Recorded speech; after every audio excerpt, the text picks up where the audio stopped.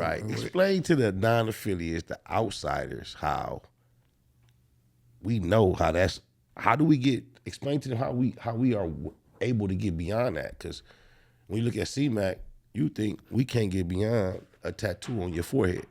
And a lot of people may be looking at the position he take on certain issues and thinking there's the majority of us involved that took that same position on some section. How do you explain, or how do we get the people to understand how you can be stumped down through and still be able to process that type of relationship, that type of understanding with an ex-member? Do you look at it like, me personally, I look at it like this, and I may be killing your opportunity to answer the question, but I view it like this.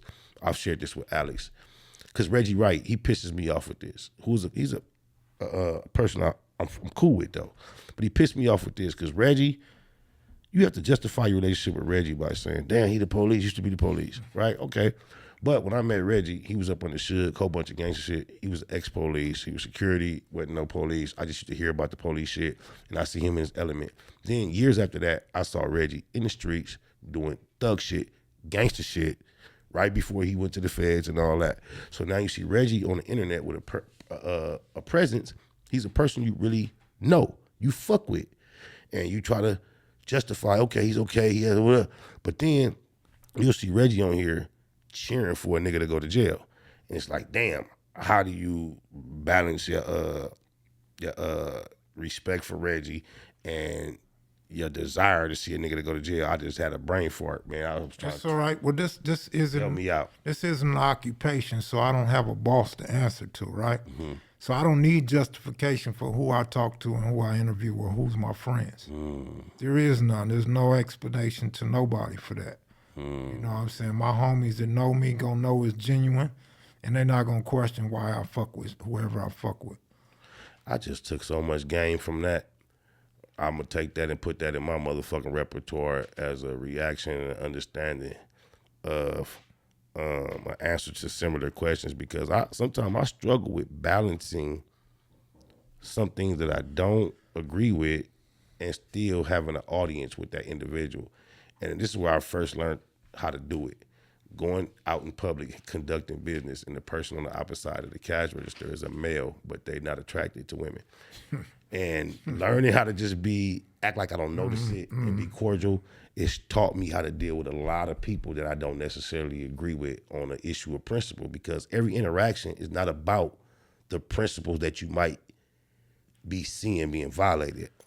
Correct, especially when you're into the media. You know what I'm saying? A lot of people, I struggle with being called a journalist, but a lot of my homeboys understand I'm into the journalism world. So it ain't all about that, you know, this nigga from that side and this side, you know, he got into it with the homie, blah, blah, blah. You know what I mean? If we do that, if Baby Spider, KevMac, Alonso, if we start doing that, we're not going to be able to interview nobody. Thank you. Thank you. And that's what I learned about my plight in the industry, period. I realized the line I've been pushing from day one caused me to be on the outside of a lot of conversations I perhaps would have been on the inside of, because I was operating under what you just said, and it's going to alienate people. And I watched the blueprint that this nigga put down, because he understands integrity, principles, morals like we do. And then he went through this industry as everybody's friend. Sometimes I feel like he had a prophetic experience. He did. He had to, because right before he passed, he was cool with everybody. Guess what he said? I ain't nothing like you, bro. He made sure he's... Come on, man. We know how calculated he was. Indeed. How does your debut album titled... You don't run until the whole race is over, is when you run how do you prepare for months to years, your debut album, the title, if you don't have some type of inclination spiritually? I don't know if it was right here on his front conscious. It might have been his subconscious. It could have been something that he knew directly, but there was some type of connection with his plight and what he was preparing to do. The marathon, that means it's a long race, but then I'm preparing the victory lap, and it's my debut. Give me your thoughts on that. Nah, I just think he was very prophetic.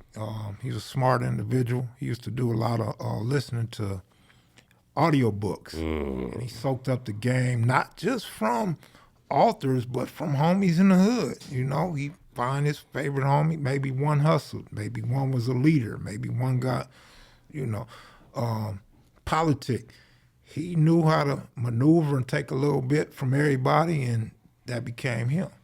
That's true. And I appreciated him for that. I remember at a time shortly before he passed, I used to think he was speaking to me in riddles or bullshit, shooting me to the left, just trying to give me an answer to a question and then I started realizing this nigga really talks like a fucking poetry book. His thoughts come out like that. Nah, he was good at what he did, man.